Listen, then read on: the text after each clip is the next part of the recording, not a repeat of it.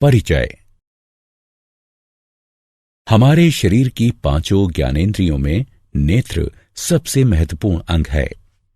नेत्रों से ही हम देख पाते हैं और अपने आसपास के विचित्र संसार की प्रशंसा कर पाते हैं। हमारे नेत्र हमें दुनिया के रंग दिखाते हैं। उद्देश्य।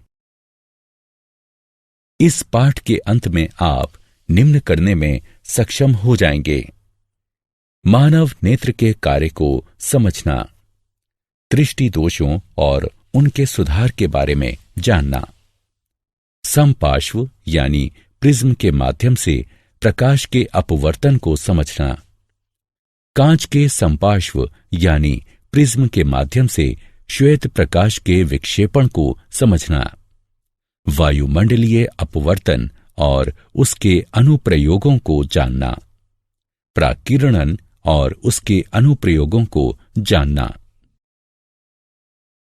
मानव नेत्र और उसके कार्य। हमारे नेत्र हमें दुनिया के रंग दिखाते हैं।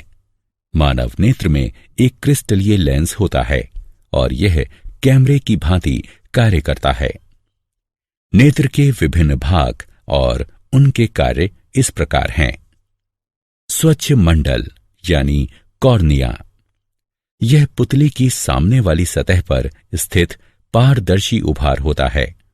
प्रकाश स्वच्छ मंडल के माध्यम से ही नेत्र में प्रवेश करता है। परितारिका यानी आइरिस, यह कॉर्निया के पीछे स्थित एक पतली और वृत्ताकार झिल्ली होती है जो कि पुतली के आकार को नियंत्रित करती है। पुतली, यह परितारिका के बीचों बीच स्थित एक छिद्र होता है जो कि काला दिखता है और नेत्रों में प्रवेश करने वाले प्रकाश की मात्रा को फैलाकर या सिकुड़ाकर नियंत्रित करता है। दृष्टि पटल यानी रेटिना, यह एक बेहद पतली झिल्ली है जो कि एक पर्दे यानी स्क्रीन की भांति कार्य करती है। अभिनेत्र लेंस रेटिना पर किसी वस्तु का वास्तविक तथा उल्टा प्रतिबिंब बनाता है।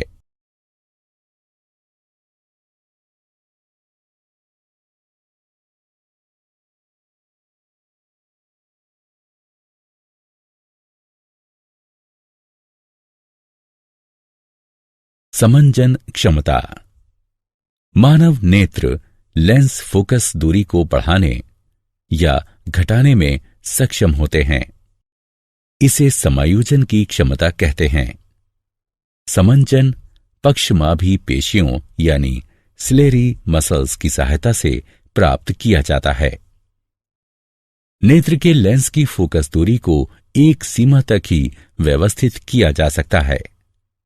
दूर बिंदु, वह अधिकतम दूरी जहां तक हम किसी दूरस्थ वस्तु को स्पष्ट देख सकते हैं। किसी दूरस्थ वस्तु को स्पष्ट देखने के लिए पक्षमाभी पेशियां ढीली होकर नेत्र के लेंस को पतला कर देती हैं। निकट बिंदु, वह न्यूनतम दूरी जहां पर स्थित कोई वस्तु बिना किसी दबाव के स्पष्ट देखी जा सकती है। निकटस्थ वस्तु को स्पष्ट देखने के लिए पक्षमाभी पेशियां संकुचित होकर नेत्र के लेंस को मोटा कर देती हैं।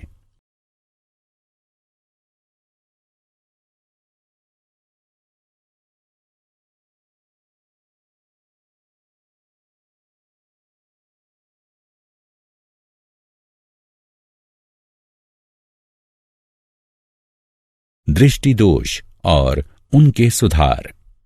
कुछ अपरिवर्तनीय दोषों के कारण नेत्र अपनी समंजन क्षमता खो देते हैं। ऐसे दोष 3 प्रकार के हैं: मायोपिया या निकट दृष्टि दोष। इस प्रकार के दोष से ग्रस्त व्यक्ति निकट की वस्तु को स्पष्ट नहीं देख सकता। वस्तु का प्रतिबिंब रेटिना के सामने बनता है। ऐसा या तो नेत्र गोलक के दीर्घीकरण के कारण होता है या नेत्र लेंस की अत्यधिक वक्रता के कारण।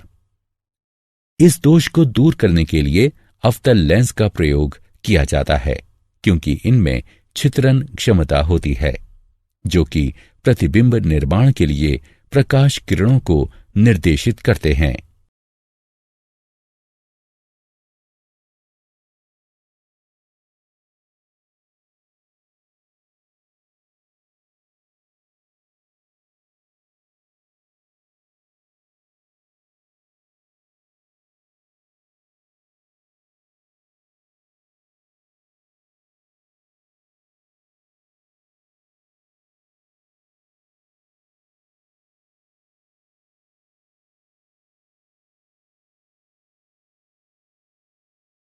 दीर्घ दृष्टि दोष और उसका सुधार। हाइपरमेट्रोपिया या दूर दृष्टि दोष। इस प्रकाश के दोष से ग्रस्त व्यक्ति दूरस्थ वस्तुओं को स्पष्ट नहीं देख पाता है। इसमें नेत्र लेंस के द्वारा प्रकाश किरणों का प्रतिबिंब रेटिना के पीछे बनाया जाता है। ऐसा या तो नेत्र लेंस की केंद्रीय लंबाई की वृद्धि के कारण होता है या नेत्र गोलक के आकार में कमी के कारण। इस दोष को सुधारने के लिए उत्तल लेंस का प्रयोग किया जा सकता है, जो कि प्रकाश किरणों को रेटिना पर अभिमुख करता है, जिससे प्रतिबिंबीकरण होता है और व्यक्ति दूरस्थ वस्तु को स्पष्ट देख पाता है।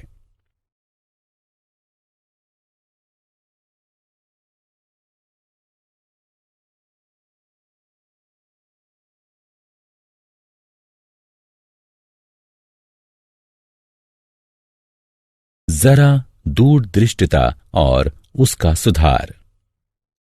जरा दूरदृष्टिता यानी प्रेसबायोपिया। इस प्रकार के दोष से ग्रस्त व्यक्ति ना तो निकट की वस्तुओं को स्पष्ट देख पाता है और ना ही दूर की वस्तुओं को। यह दोष बढ़ती आयु के साथ दुर्बल हो रही पक्षमाभी पेशियों और नेत्र लेंस के लचीलेपन में कमी के कारण होता है। इस दोष को दूर करने के लिए व्यक्ति को द्विकेंद्रीय लेंस धारण करने पड़ते हैं, जिनमें ऊपरी भाग में अवतल और निचले भाग में उत्तल लेंस होते हैं।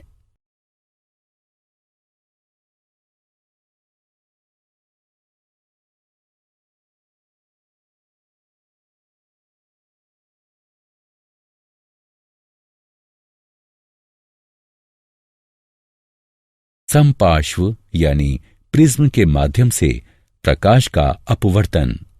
एक माध्यम से दूसरे माध्यम की ओर यात्रा करते समय प्रकाश के झुकाव को अपवर्तन कहते हैं। इस खंड में हम समपार्श्व यानी प्रिज्म के माध्यम से प्रकाश के अपवर्तन की घटना पर चर्चा करेंगे। समपार्श्व यानी प्रिज्म दो त्रिकोणीय आधारों और तीन चौकोर तलों वाली ठोस आकृति है। प्रत्येक तल के मध्य का कोण समपार्श्व कोण कहलाता है। एक रंग के प्रकाश की किरण एक कांच के प्रिज्म पर आपतित होती है और अभिलंब की ओर मुड़कर हवा से कांच में प्रवेश करती है। इसके पश्चात सीधे गमन करते हुए यह अभिलंब से दूर कांच से हवा में प्रवेश करती है। आपतित किरण और अपवर्तित किरण एक कोण पर है, जो विचलन कोण कहलाता है। कांच के समपार्श्व के द्वारा श्वेत प्रकाश का विक्षेपण। अब हम इस पर चर्चा करेंगे कि यदि हम कांच के समपार्श्व पर श्वेत प्रकाश संयोजित करें तो क्या होगा। जब कांच के समपार्श्व यानी प्रिज्म पर श्वेत प्रकाश डाला जाता है तो यह 7 रंगों में विखंडित हो जाता है। बैगनी, गहरा नीला, नीला, हरा, पीला, नारंगी और लाल। इस घटना को श्वेत प्रकाश का विक्षेपण कहते हैं। विक्षेपण का कारण। श्वेत प्रकाश 7 विभिन्न आवृत्तियों पर आधारित होता है, जो कि एक भिन्न रंग के अनुरूप होती हैं। प्रत्येक रंग का विचलन कोण भिन्न होता है, जिसके कारण प्रत्येक रंग एक भिन्न कोण पर झुकता है और हमें रंगों का एक समूह दिखाई देता है, जिसे विबग्योर यानी इंद्रधनुष कहते हैं।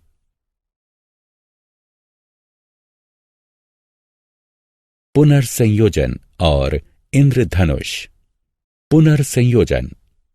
आइजैक न्यूटन ने देखा कि यदि वो कांच के दो समपार्श्वों यानी प्रिज्मों को एक दूसरे के इस प्रकार समानांतर रखते थे कि वे एक दूसरे के उलट हों, तो एक समपार्श्व यानी प्रिज्म में प्रविष्ट होने वाला श्वेत प्रकाश 7 रंगों में विखंडित हो जाता था, और जब यह सतरंगा प्रकाश दूसरे समपार्श्व पर आता था तो पुनः श्वेत प्रकाश में परिवर्तित हो जाता था। इसे ही पुनर्संयोजन कहा जाता है। हम सबको वर्षा के पश्चात इंद्रधनुष का दृश्य देखना अच्छा लगता है। यह एक प्राकृतिक घटना है जो कि प्राकीर्णन का परिणाम होती है। इंद्रधनुष आकाश में सदैव सूर्य की विपरीत दिशा में प्रकट होता है। वर्षा के दौरान जल की बूंदें सूर्य के प्रकाश के लिए समपार्श्व यानी प्रिज्म का कार्य करती हैं।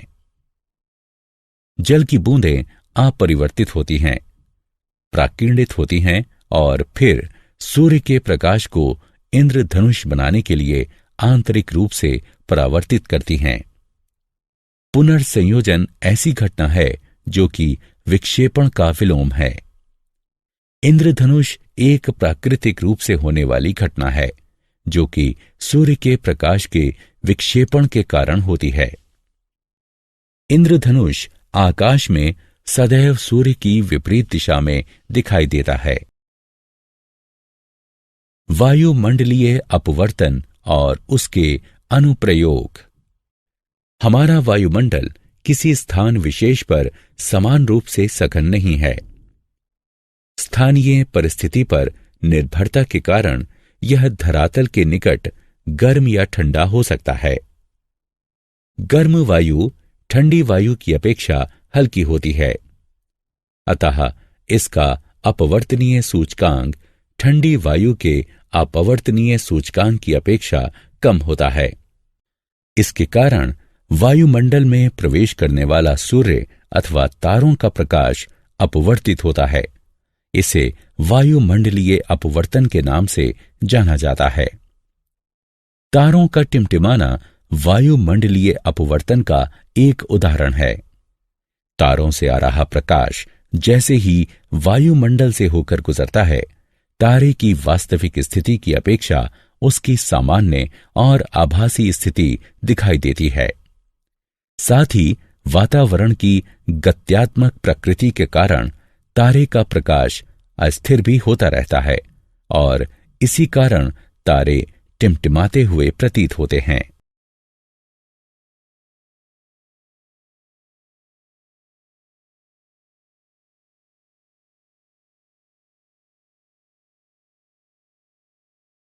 हमारे हिसाब से सूर्योदय तब होता है जब सूर्य क्षितिज से ऊपर आता है। जब सूर्य क्षितिज से नीचे होता है तब वायुमंडलीय परतों के घनत्व में अंतर के कारण सूर्य का प्रकाश वायुमंडल में प्रविष्ट होते हुए अपवर्तित होता है। इसके कारण सूर्य क्षितिज के ऊपर दिखाई देता है और सूर्य के वास्तव में क्षितिज पर पहुंचने से 2 मिनट पूर्व हम सूर्योदय देखते हैं। इसी प्रकार वायुमंडलीय अपवर्तन के कारण ही सूर्यास्त हमें 2 मिनट देर से दिखाई देता है। प्रकाश का प्राकीर्णन और उसके अनुप्रयोग। वायुमंडल से होकर गुजरने के दौरान धूल कणों और वायु अणुओं के द्वारा प्रकाश फैल जाता है। इसे प्रकाश का प्राकीर्णन कहा जाता है। प्राकीर्णित प्रकाश का रंग प्राकीर्णित हो रहे अणुओं के आकार पर निर्भर करता है। टिंडल प्रभाव। जब प्रकाश किसी कलीलीय घोल पर डाला जाता है तो वह कलीलीय कणों के द्वारा प्राकीर्णित हो जाता है और इस कारण प्रकाश पथ दिखाई देने लगता है। इसे टिंडल प्रभाव कहते हैं। जैसे किसी अंधेरे कमरे में जब एक छिद्र बनाया जाता है और प्रकाश को उसमें से गुजारा जाता है, तब हम प्रकाश पथ और धूल के उन कणों को स्पष्टता देख पाते हैं जिन्हें साधारण परिस्थितियों में वायु में नहीं देखा जा सकता।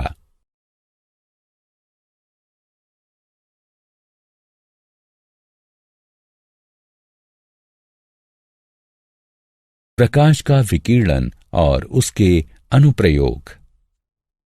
प्रकाश के विकिरण के उदाहरण निम्नलिखित हैं। आकाश का रंग। जब सूर्य का प्रकाश वायुमंडल से होकर गुजरता है तो अन्य रंगों की अपेक्षा नीला प्रकाश अधिक विकिरणित हो जाता है, क्योंकि नीले रंग का तरंगदैर्घ्य वायुमंडल के अच्छे कणों के द्वारा विकिरणित होने के अनुकूलतम होता है। अतः नीला रंग हम तक पहुंचता है और आकाश हमें नीला दिखाई देता है। इसका अर्थ यह हुआ कि यदि धरती का वायुमंडल न होता तो आकाश हमें काला दिखाई देता। सूर्योदय और सूर्यास्त के समय सूर्य का रंग। सूर्योदय या सूर्यास्त के समय सूर्य का प्रकाश अधिक दूरी तय करता है, अतः कम तरंगदैर्घ्य होने के कारण नीला रंग विकिरणित हो जाता है और हम तक केवल लाल रंग पहुंचता है। सर्वाधिक लंबे तरंगदैर्घ्य के कारण, अतः सूर्योदय और सूर्यास्त के समय सूर्य रक्ताभ प्रतीत होता है। क्या आप जानते हैं मनुष्य की दृष्टि का क्षैतिज क्षेत्र एक आंख से लगभग 150 डायोप्टर और दोनों आंखों से लगभग 180 डायोप्टर होता है। किसी तारे का टिमटिमाना उसके प्रकाश के वायुमंडलीय अपवर्तन के कारण होता है।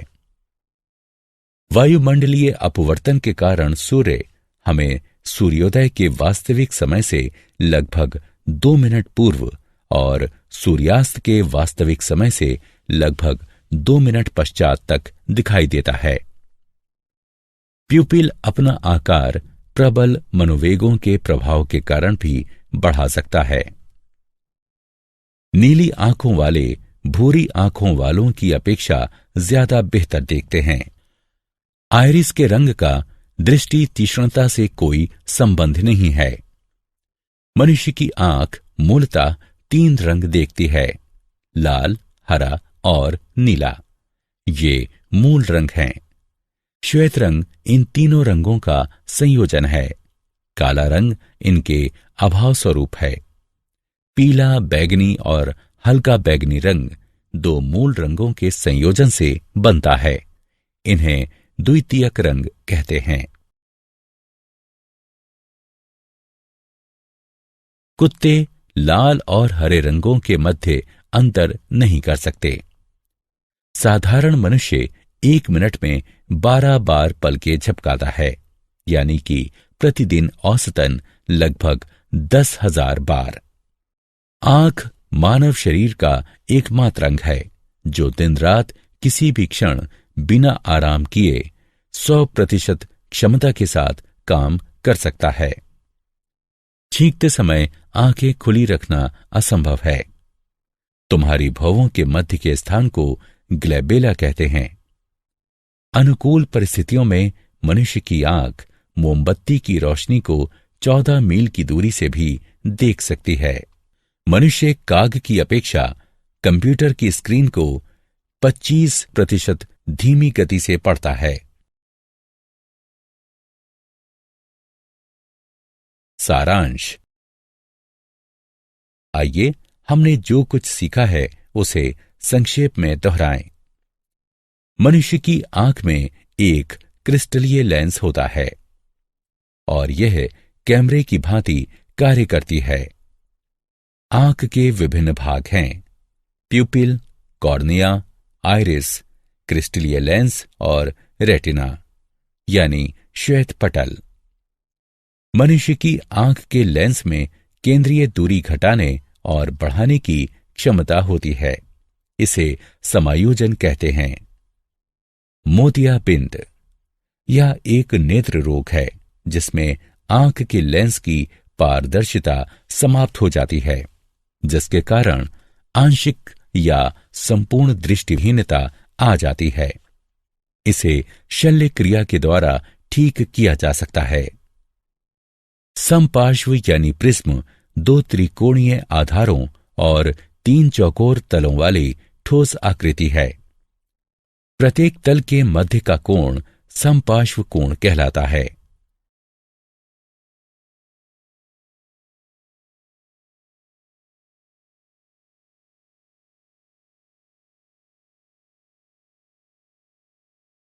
जब कांच के समपार्श्व यानी प्रिज्म पर श्वेत प्रकाश डाला जाता है तो ये 7 रंगों में विखंडित हो जाता है।